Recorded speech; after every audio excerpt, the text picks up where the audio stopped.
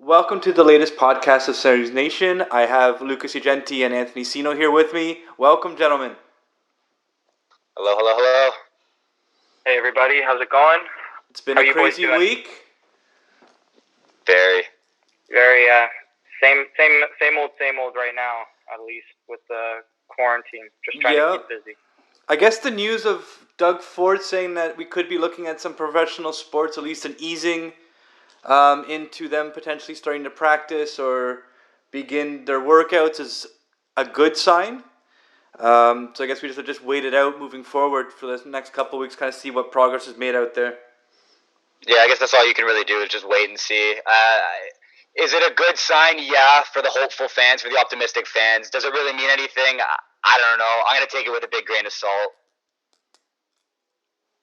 Yeah, I think I'm not going to believe really anything that I hear until I actually see some training camps open again. We've seen, I don't know if we've seen if you guys were paying attention this weekend about the UFC. UFC went on first live sporting event that I've seen in a while. You're going to have some celebrity golf events with Tiger and Phil and Manning and Brady coming up later this month. That would be hilarious. Yeah, so there's going to be some live sports that way. But those are all individual sports that can be set up for social distancing. Obviously, aside from the UFC, I guess the UFC is a little bit more kind of paving a different path than what would be typically known for in these sports. But it's going to be interesting to see how the landscape pans out for these team sports when you have to get all these players back into the facilities, the testing, soccer. I know Luke pays attention to soccer for sure. Soccer's starting up later this month, but they're going to be testing, I think, like 3 times a week. So yeah. Definitely going to be some interesting storylines that are going to come out in the next probably 2-3 weeks, I would say. Most definitely. So Luke, do we want to get into these questions or what? Yeah, let's get into the fan mailbag. There were some doozies that came up this week that we all began to debate on Twitter, so let's have at it.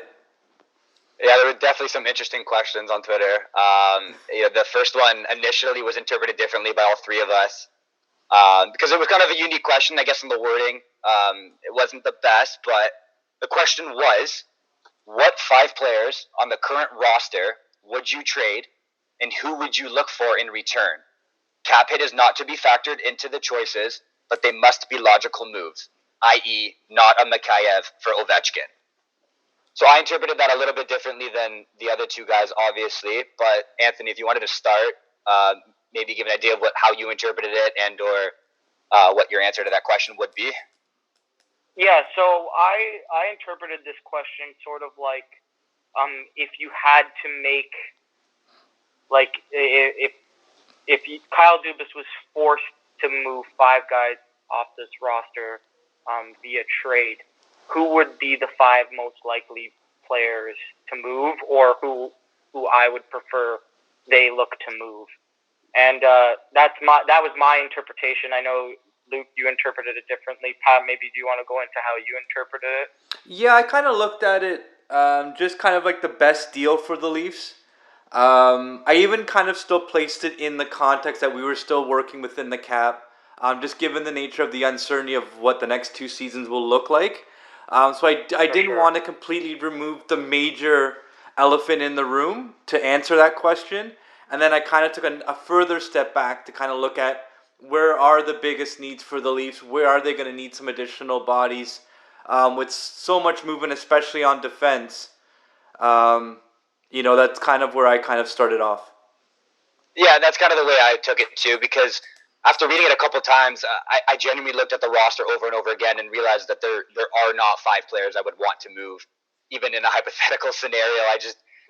The roster is too deep, in my opinion, and if you're going to move 5 guys, you're going to have to move guys you don't want to really move. So I kind of stayed away from that, and I guess I created more of a hypothetical deal that I would have loved to see in the near future. But on that note, Anth, if you want to start, give your response to that.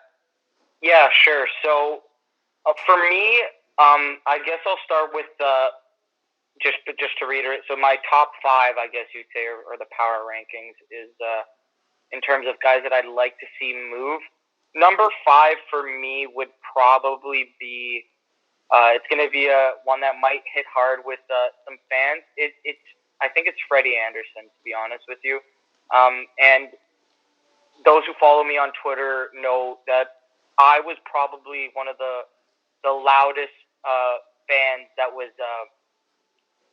backing up Freddie during his very tumultuous season, I guess is the word, in terms of like his up and down struggles.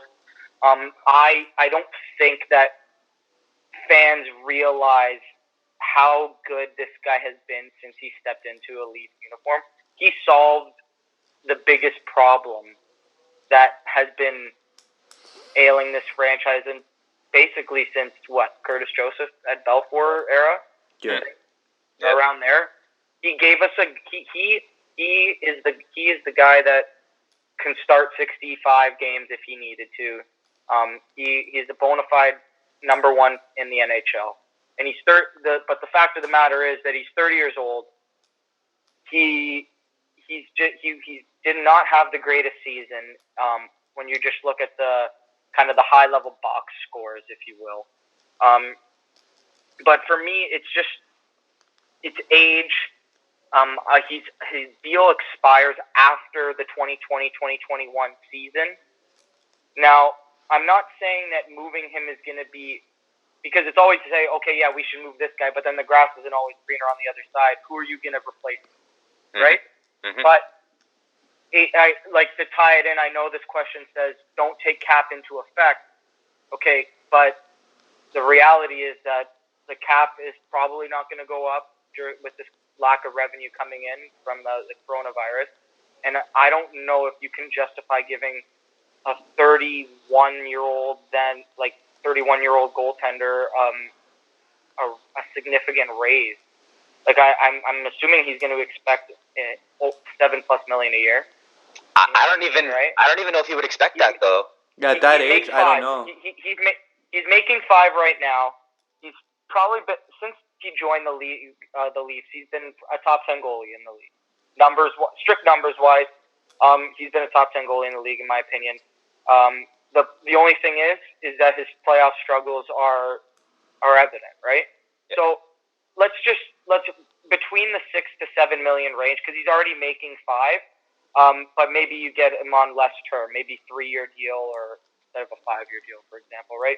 So I'd just be interested to see what the market is for him. There definitely could be a team out there that is desperate for a goalie, especially with the expansion draft coming up. You never know what's going to happen, right? So there's definitely some interesting value to be determined there, I think. So he's my number 5. Pat, do you have anything to say about that before I go into number 4? Maybe we can. Yeah, so I kind of took the question a little bit differently, much like Lucas. So I kind of looked at where the team has its biggest need, and then I kind of worked back from there. So the Leafs are stacked forward-wise. They can score. We know they can.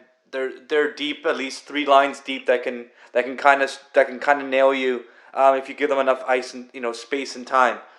But so I looked at the defense. Clearly, we know Muzzin, Riley, Sandin are a lock. Lettinen seems to be somewhere. Just given the cap hit, he's gonna obviously have a spot. But I still think that they need another top 4, someone that can at least groom Lettinen into the league. Take off a little bit of pressure from Muzzin and Riley, and a guy that I could see, and ideally, if I had my way, is I would trade either Johnson and Kapanen with Dermott for like a Josh Manson, someone that plays a little bit more of a steadier game. You can toss him out for 20-25 minutes a game.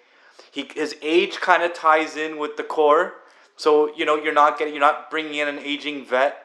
And I just think that as the team moves forward, we really now we're at a point where we need to start filling holes. It's looking where the biggest need is. And then maybe round out the bottom line, maybe finally say goodbye to the GOAT, and maybe package him with a prospect and maybe bring in a proper 4th line center that that can maybe come in a little bit cheaper than the GOAT, but give the team a little bit more of a different look on that fourth line and just allow Keith to roll those four lines moving forward. Oh, absolutely. I think that's completely fair too. In essence, you can't forget that the defense is Toronto's biggest weakness at the moment. So any deal you make, you're gonna want to try and acquire a top 2, top 3 defenseman. Yeah. So I definitely see that. Yeah. Anthony, did you want to continue or? Yeah, I think you bring up a good point. That you mentioned Kapanen, and Janssen, for example. For me, I firmly believe that if you had to trade one of the two, it would definitely be Janssen for me. Just with regards to age, and then you also factor in, I think our depth on the left wing is definitely stronger as well. But I guess this kind of ties into who my number 4 and number 3 guys are. You mentioned Dermott. I'm definitely interested to see what he can do. I was digging into this earlier today when I was researching about this question. Is that I was trying to look at defensemen that were similar to Dermott's age, kind of near the end of their first entry-level deal, and I landed on a guy like Brandon Montour. I think he's a kind of a local guy. I think he's from Caledonia area. Around there, yeah. Yeah. I know he played for the junior B team there for one season, and was started off with the Ducks. Definitely thrived in the AHL. I think he was about like 0.85 points per game for a defenseman. That's pretty incredible.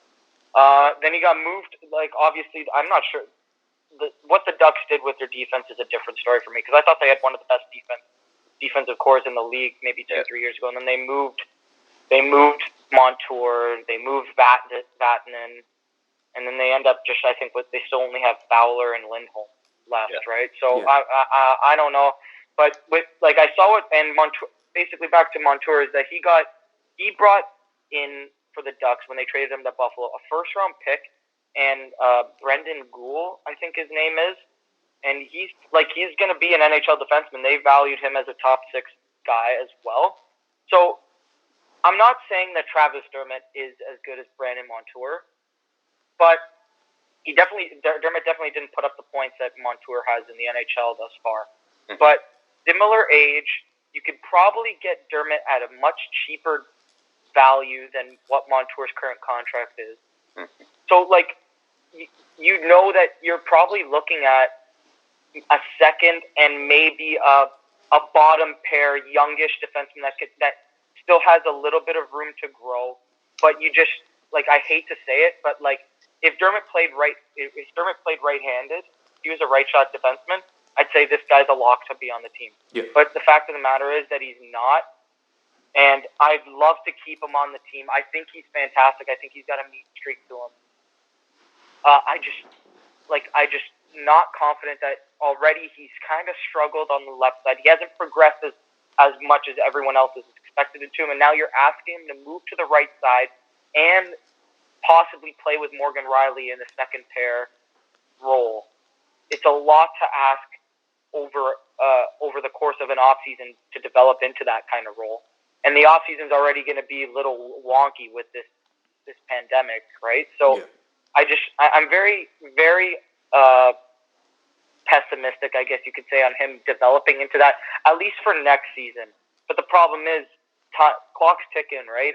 Especially when he's up for a new contract and there's a higher hole in the lineup, right? We're trying to get that partner for Riley, essentially, right? Yeah. So if you can't find that internally, you have to look and see what can we package to get that, because it's very clear that Sandy and Muzzin and Riley on the left side is locked in. So that it's just a matter of filling those 3 on the right side. So if Dermott can't do that, then I think it's inevitable that you got to look to move him, right? Yeah, and I think the signing of Lehtinen opens up the door because he can play both, and sure. I believe I think Lehtinen played on the right side all of last season and kind of felt comfortable doing it. So it allows us to kind of look at looking at someone, maybe trying to bring in another Zach Hyman to kind of round out the top 6, because wherever that guy goes, that line excels. Like, he I just think you does got him, all though, the small Pat. things right. Sorry to interrupt, Pat, but I think you got another Zach Hyman type in Mikhaev. Mikhaev, yeah. You know what? A It just, bigger I version. guess his shortened season kind of made me forget about him. But yeah, Mikhaev is definitely. I think that you mentioned the top six. I don't think they should. Out of the five guys, I don't think they should touch the top six. You got Hyman, Matthews, Nylander, Marner, Tavares, and Mikhaev. Yeah. That's your six, right? Whoever fills in underneath is like that. Those, as far as I'm concerned, going into training camp, those jobs are up for grabs. I wouldn't be surprised if the whole entire bottom six looks different next season, depending on where the cap is. Yeah, and depending what might be available for Kerfoot too, right? So yeah, and Kerfoot and Kapanen as well, right? Yeah. Well, that it's interesting that you mentioned that, because with my response, I kind of interpreted it a little bit differently, but I would say pretty similar to where Pat was going with it. I tried to stay within the cap, and this was more of a deal that I want to see happen rather than I would hope to see happen, because truthfully, I think it makes sense for both teams, and that would have been Andreas Janssen, Travis Dermott, a 2020 fourth-round pick, and a 2021 second-round pick for Colton Parayko and a 2021 third. Now, hear me out. I know it sounds like a lot. I know it's a massive defenseman to go grab. But here's my reasoning. I think Janssen will be an instant second liner on St. Louis, who already has an old core, i.e. Bozak, Steen, Perron, Trevor Bauer, and O'Reilly, who's turning 30 this year. I think Janssen sliding in on the second line beside Braden Shen is a great idea for them, considering the way they organize their team and the way they go about their cap. They clearly don't have any expensive players. I mean, I think Tarasenko is their most expensive. And it keeps them young because they have a very old team. Janssen, I think Jansen's a great player. I just don't think he fits on the third line in Toronto, and I don't see him squeezing in on the second line either. No. So, in essence, you're wasting his talent at $3.5 million. And doing this deal for St. Louis gives them a chance to re-sign Pietrangelo, which is what they wanted to do, which is what I've read. Who knows what the truth is? But I've heard that they want to keep Pietrangelo there. I think, Luke, you mentioned a guy that I love. I think Parayko is an absolute stud. Ideally, we mentioned on the last podcast, you mentioned about NHL 20, the video game, right? Like that would he'd be the first guy that I go after. If I were in the virtual GM kind of role. I'm strongly skeptic about St. Louis moving him, just because I think absolutely in a perfect world where you can just pluck someone off a team, it would definitely be him. But the fact that you mentioned it about Pietrangelo is that the moves that St. Louis has made up until this point kind of leads to them having to decide on Parayko or Pietrangelo. Exactly. Right? Because they just signed, like, something they did last off, or just earlier this season, when they signed Justin Falk to that 7-year, $6.5 million a year deal. And I'm thinking to myself, you probably have the two best right-hand shooting defensemen, like, any team has together, right? Like, I don't think there's a team in the league that can match Pietrangelo and Parayko on the right side. Right? Now, their left side, they got Vince Dunn. Bortuzzo. But, Bortuzzo, he comes in at 1.3. But then they signed Justin Falk, and I'm like, is this guy going to play the left? Or, like, I really don't know, right? So they either are going to let Pietrangelo walk, which, whether the Leafs have a shot at him is a story for another day. But I would just love Parayko. Like, now that you mentioned him, he'd be another guy. He's another guy that fills the hole. Like, for so long, if there's one thing about this Leaf organization is they have a hole and they're always kicking the can down the road. When it was with Sundin, it was, we'll get him a winger, and it never materialized. And then there was a time where we didn't have a goalie, and then there's just always been this thing about Toronto is they know that there's a need, and it's always we'll wait till tomorrow. Where I think you're starting to see with Kyle Dubas is bringing in a lot of these young assets, low risk, high return, or high potential for return, in hopes that we can start moving some of these current bodies for, to fill those big holes. Which is exactly what I think needs to be done, which is truthfully why I actually spent a decent amount of time researching this deal. I didn't just create this, out of thin air. It was something I genuinely thought about because I looked at it from all angles. Yeah. If St. Louis is genuinely an old team, I'm not making that up. The stats are there. Dermott and Janssen are young players, and Dermott's a good defenseman. He just isn't working on Toronto right now because he's still got room to grow. He still needs to learn it. I don't think Toronto has that time right now. And it's not to say that, their cup window's closing. It's just to say that they need a top defenseman now. Yeah. Not tomorrow, not yesterday. They need it now. Yeah. So this is their best chance at getting it. And if you're going to have to lose, a 20-goal scorer, 25-goal scorer in Janssen, and you know what? I assume Dermott will become a good defenseman in the NHL. If you have to lose that now to gain Colton Parayko, I'm all in on that. And clearly draft picks aren't I shouldn't say that important to Dubas, but he's not scared to make a move, to move up and down the draft. He clearly knows what he's doing. The scouting department in Toronto is obviously good. They stole Nick Robertson last year. Yeah. And I just think losing even a second round pick next year is no big deal to Toronto if you're considering on grabbing Parayko. And now the worry is you're gonna have to pay Parayko and Riley at the same time. Okay. So if you're not paying Ceci, you're not paying Barry, that's $7 million. That's got to go to somebody. The cap is going to grow. I understand that in this moment it might not, but in 2 years, 3 years from the road when they have to be paid, it has to move up. It has to go up. There's just too much money coming into the league with Seattle and the TV deal. I'm looking at it from the St. Louis perspective. Whenever I try and think of a deals like this where, what do I think is an ideal scenario for the Leafs or an ideal trade, I always try and put myself in the shoes of the other team and say, okay, these players that I'm trading from the Leafs to this team, where do they fit in the lineup? And how you just described it, you got Janssen to fit as a top six left winger there, which they definitely have a hole in, right? 100%. Yeah. So Oscar Sundqvist is playing on their second line. And then I'm looking at their defense, right? And I think they're going to re-sign Vince Dunn. Vince Dunn was a stud for them.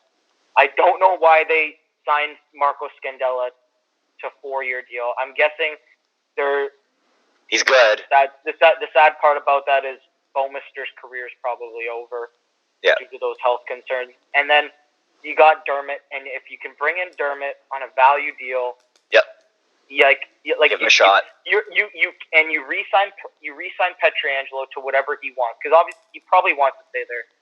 The rumors are that Pietrangelo's not interested in coming to Toronto, so I'm not sure where he is looking to go, but I assume he probably wants to stay in St. Louis. He's the captain there. He's won a cup there, right? So if he wants to keep his roots there, the Blues are going to have to re-sign him, and then that means that you could still run, even if you trade Parayko, as good as he is.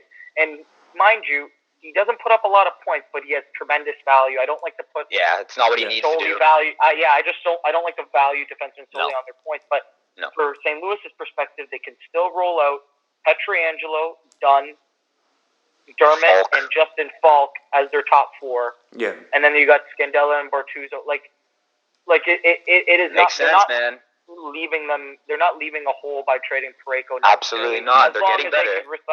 As long as they could re-sign Pietrangelo. Absolutely. That's what it's contingent on. Absolutely. That's exactly what that trade would be contingent on for sure. Well, on that note, I guess that kind of transitions us into another question, which, you know what, I thought it was very interesting. I don't know what the infatuation with PK Suban is and Toronto, but feels like this guy just can never, ever, ever move on and move to a different team and just stay there. There always has to be a rumor about PK Suban and Toronto Maple Leafs. And when he was in Montreal, that was fine because he was dominating. Oh, he's regressed. It's clearly evident that this guy has regressed, and I still don't understand what the infatuation is with him. So the question was, Janssen and Kerfoot for Suban at 50% salary retained and Zaka. I'm going to say no. And I have so many reasons why, but I'm just going to say no. But if I'm going to shoot it to Anthony first to see what he thinks. Yeah. To me, it's very hard just because it's mainly contingent on Subban's play as of late. Like his last season in Nashville, he just looked a step behind. I think he had an injury his last year. And then in New Jersey, it just hasn't worked out for him. I would like to, if I had to put a firm answer on it, I'd probably do it. I would, because I think that it gives you a right shooting defenseman that, as bad as you think Suban has been over his last 2 years, he is in fact an upgrade on what we have right now. Is he? You know what I mean? I think he is. On the right side, yes, he is. I think so. He is. Now, that's just not to base it off name value.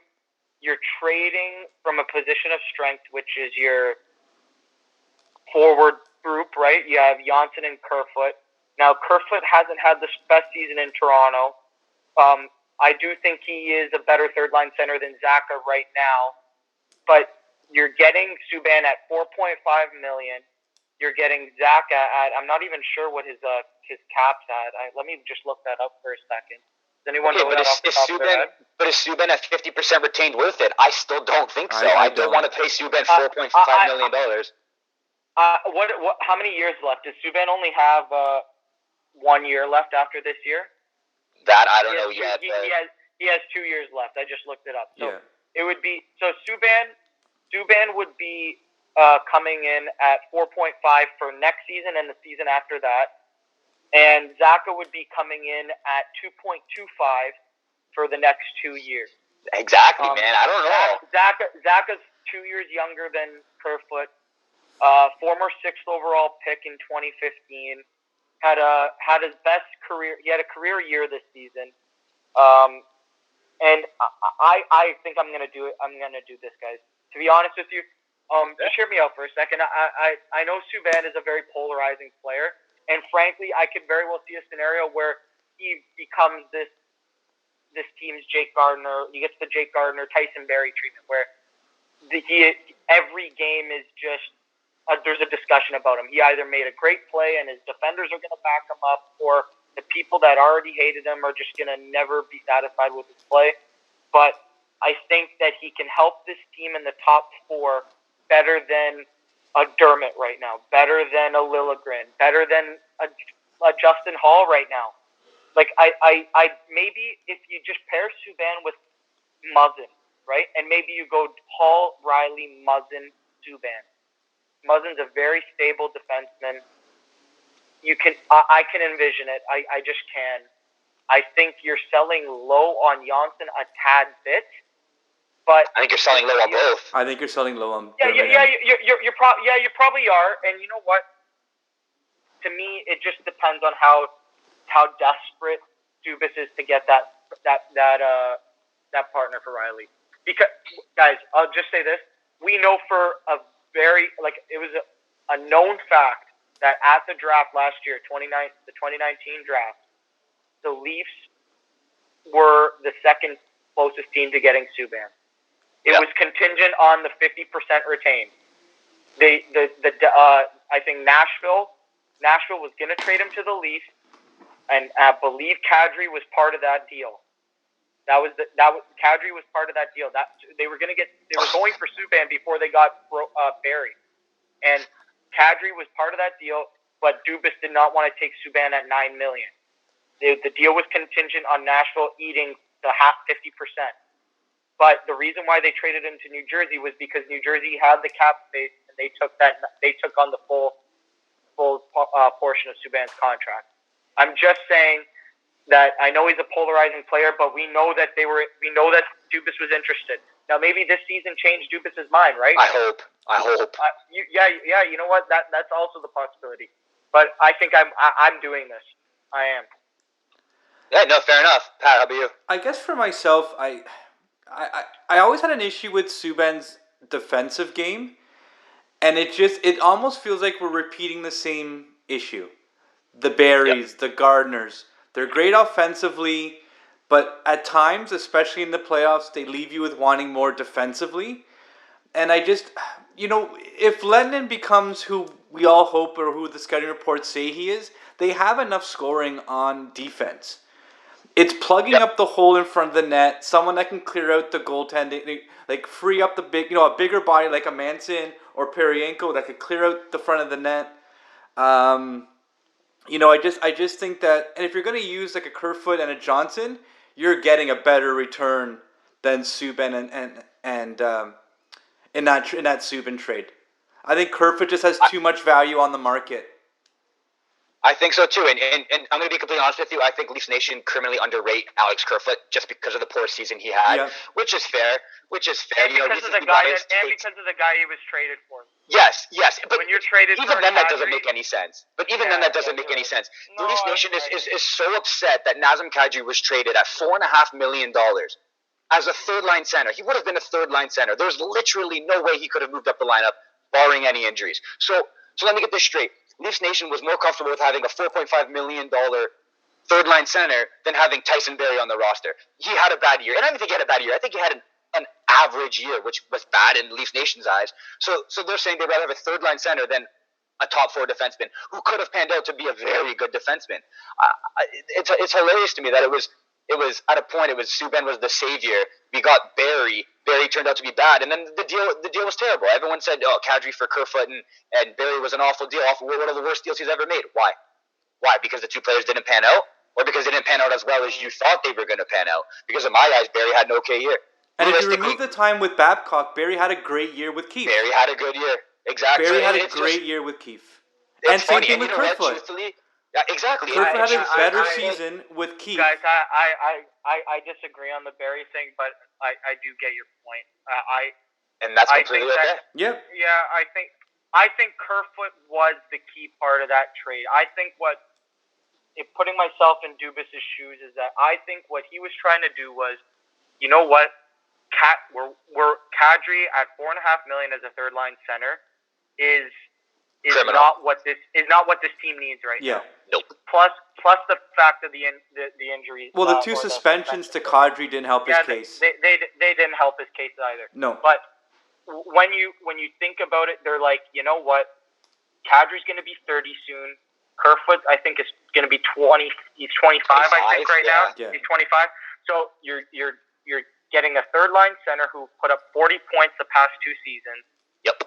He had good defensive numbers, and you're like, you know what, this guy can mold into a more typical, prototypical third line center. And versatile. And whatever Tyson Barrie gives us this year is the cherry on top type of thing, right? So the deal on paper made complete sense, but I don't think Tyson Barrie was the guy that we needed. Just as if you guys are arguing that PK Suban probably isn't the guy that we need right now. I agree, but if there is no deal out there for a Josh Manson, for a Parayko, who else can I think of that? I don't know if you could pluck maybe a more underrated defenseman. I'm not sure if you guys know who he is, because I really just been doing research about him over the last week. I think his name is Matt Roy in LA.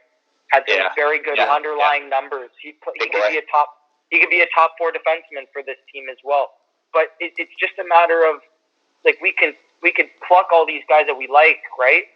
But if they're not available, what can Dubas do? If Subban's available and you think you can make that deal, that's good. Maybe it doesn't cost, like this hypothetical trade. Maybe the Leafs don't have to give up as much for both Zaka and Subban. You never know, right? The New Jersey is really going in a different direction. Maybe you still don't want it, right? I can respect because that. Because really, like, if you're going to trade Kerfoot, you could replace him with Spezza at $700,000 as a third line center, and Spezza would just be ideal in that third or fourth line center position. But Spezza can't play 82 games. No, but at least it buys you some time. I think that it's easier to find a fourth or third line center than it is to find that top 4 defenseman that we're looking for. So, like, if a team's come calling and they're asking for certain names, I think you have to look at necessity and then backfill any way you can, right? Like, I think it's easier to find a cheaper third line center, even if you can find one a little bit cheaper than Kerfoot, and maybe leverage Spezza. Maybe you have someone that Spezza can split the season with. Maybe Spezza starts some of the games at fourth line, some of them at 3 line, more of a matching position. Pierre Engvall, maybe. Yeah. He was brutal. He was brutal at center. That's true. You know what though? Like, I think, like, if he can develop in that, I I think they were very quick to give him that extension, 1.125 or whatever. But Yeah. like I understand the idea that maybe you want to backfill that. Though, like we're looking at that third line of Janssen. At the end of the day, guys, we're looking at Janssen, Kerfoot, or Kapanen. Yeah, one of the three or two of the three might be gone. You're not getting a defenseman for Morgan Riley without giving up one or two of those names. Yeah. I personally would rather give up Kerfoot and Janssen together in a package over trading Kasperi Kapanen on his own. That's my opinion. I think Kapanen is the more unique talent. I think he brings a mean streak that I don't think the other two have. He's got like a bit of a... When he wants to. Yeah, when he wants to. Yeah. When he wants to, he's got a bit of that FU attitude, right? Like, you know what? Like I don't care. Like this, you're not going to push me out of the game, right? I thought he was tremendous in the playoffs too. Like I really liked him. So I don't know if you had to choose one of the two, right? If you guys had to choose either Janssen and Kerfoot as a package, trading out for a defenseman, or Kapanen, who would you guys choose? Just whoever gets me the better return. I think the need at defense trumps name at this point, for just given how porous the defense has been. Mm-hmm. If it plugs up a major hole and we can kind of put some stucco on the little cracks on the third and fourth line, I think fixing that defense moving forward, if they're ever going to take the next step, it just has to happen. I agree fully. And going off of what you said, I do value Kapanen more than I do value Kapanen more than I would value, say, Janssen. I don't think I would put Kapanen over Kerfoot. I might get torched for that, but I think Kerfoot's versatility is a lot more important than people are understanding. I think the fact that he can move up and down the lineup is crucial at $3.5 million, solely because you can have weaker guys on the third and fourth line and have this guy jump up when need be and not have to worry about it. I know he was a little non-existent on the left wing at times last year, but his role is a third-line center, and if he gets to play that, I 100% think that he will excel going into next year. And on that note, we can actually transition into the last question here. When do Leaf fans start getting concerned about Ottawa and their vastly improving groups of youngsters? So I'm going to assume that talks a lot about their depth, but we also can't forget that they have a ton of draft picks. Yeah. So I don't know if you want to start with that one? Ottawa's an interesting topic because they do remind me of the Leafs. They have cap space now if they want to use it. They have guys like Shabbat already in places, that are like on defense. Could they parlay some of those picks to bring in talent for now?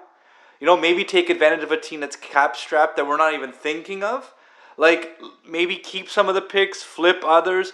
And one thing that is kind of fallen under the radar, at least because of all the COVID stuff in the shutdown season, is we have an expansion draft coming up with Seattle. So, like, does Ottawa then maybe start to work with them and maybe figure out a way where it doesn't cripple their franchises, moving forward? So, Ottawa's going to be one of those really fun teams. I'm happy that Melnyk has gone out of the way and is allowing Pierre Dorian to now run the show, have a hockey guy run the show. Because I think that was missing in Ottawa. I think Melnyk just was the Ottawa's version of Ballard. But I like where they're going, and I said it to one Ottawa Senators fan on our Facebook page, is I can't wait to have the Battle of Ottawa. I think it's going to be so much fun, and I hope it's soon. I hope so too. I want the Battle of Ontario back to where it should be. I'll tell you one thing. It wasn't the most optimistic time growing up being a Leaf fan, but I will say watching them play Ottawa with Alfredson and Heatley and whatnot and those hard-hitting battles, it was fun, and I hope they can get back to that level, because watching Edmonton and Calgary go head-to-head now, and I hope, because that was something to see for sure. Ant, how about you? I think, to answer the question flat out, I think the time is now, and I'm just gonna lay some cold hard facts to Leafs Nation here. I think there's going to be a time down the line that Ottawa is going to have maybe not the name or not to say name brand, sorry, not the, like their top, Ottawa's top players aren't going to be as good as the Leafs' top players, but I can envision a hard scenario, where Ottawa's going to be a deeper team in terms of throughout their lineup. I'm going to give you some names that I think are just going to be absolutely unreal for this team. You got guys like Josh Norris, Drake Batherson. You got Logan Brown. Anthony Duclair had a breakout season, all-star this year. Colin White, who I think is going to probably fill in their third-line center role. Yep. Brady Tkachuk is going to mold into probably one of the best wingers in the NHL. He if you look, I think I can't remember the exact stat off the top of my head, but Brady Tkachuk is at the top of the league in hits and shots together. Once you meet that threshold, he's at the top of the league for over 300 shots, I think it is. And then you have a guy like Connor Brown, who I love to hear in Toronto. Vitaly Abramov. Their defense, their top four is probably locked in for 10 years. You got Shabbat and Brandstrom on the left side, and you got Jacob Bernard Docker and Lassie Thompson, right, on the right side. So that's their top four. And I didn't even mention the fact that in this draft coming up in 2020, I'm looking at a mock draft right now. They got in this mock draft they got Quentin Byfield and Tim Stützle at second and third overall. Tim Stützle is going to be a bona fide top six winger in the NHL, going to be a star. He's an elite transition player. I've watched some tape on him. He's fantastic. He's playing against men in Germany right now. He was amazing at the World Juniors as well. Byfield, not very good at the World Juniors, but I'm sure that if he doesn't enter the NHL next year, he's going to be one of the stars for Canada at next year's World Junior. He's an Evgeny Malkin type. That's my comp for him. But even if they don't get a guy like Stützle, I think Byfield is the guy that Ottawa needs to take if they had to choose either Stützle or Byfield. You can grab a guy like Jamie Drysdale, put him aside Shabbat. You have probably one of the best pairs in the NHL for the next 12 years.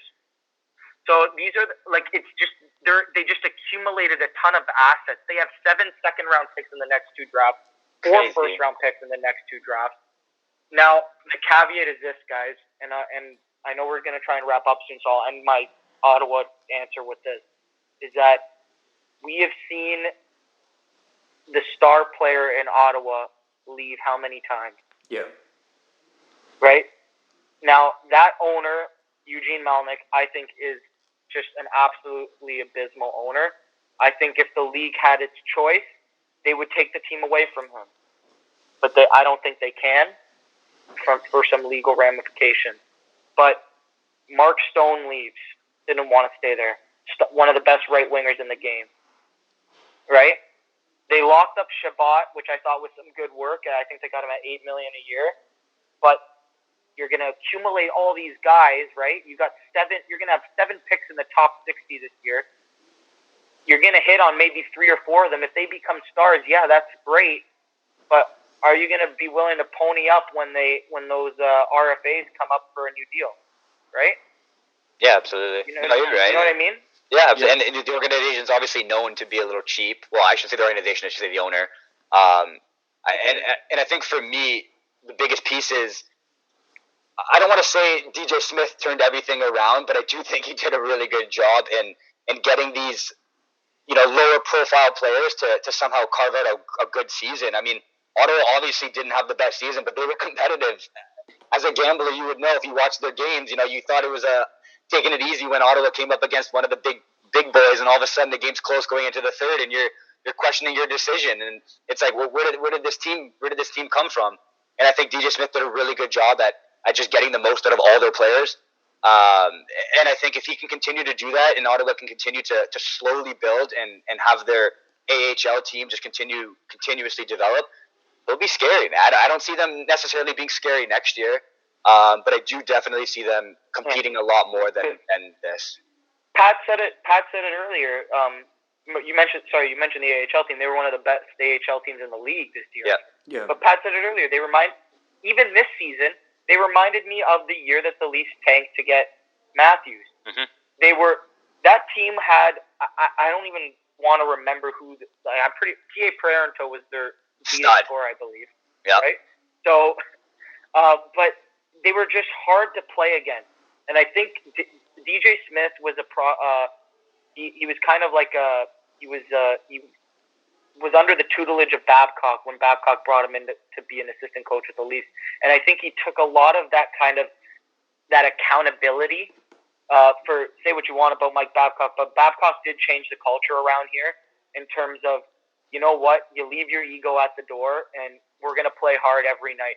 And it's obviously that mentality doesn't work when you have a bunch of young star players making a lot of money.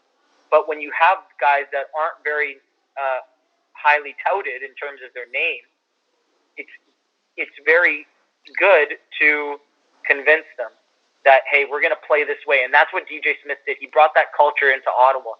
And I think he's going to be good for those young stars, at least until while they're under their entry-level deal, for sure. Well, guys, this has been great. It's another Mailbag podcast. So much to discuss, so much still left to say. For those of you whose questions weren't mentioned in this evening's podcast, we will carry them over till next week. Thank you for everyone that contributed. Guys, do you have any final thoughts before we wrap this podcast up? No, none. Everyone stay safe. Let's get this thing over with, and let's try and get back to hockey and back to reality. Me too, yeah. Just everyone stay safe. Again, thanking the frontline workers for everything that they're doing. I saw it on social media. Is it Nurses Week this week? Yeah, something like that, yeah. I believe, yeah. So thank you to all the nurses that are working their butts off on the front line. So thank you for everything that they're doing. That's it, really. Just hopefully we can get out of this as soon as possible. Most definitely. Thanks, gentlemen. And thank you all for listening. And look out for the next Mailbag podcast next week.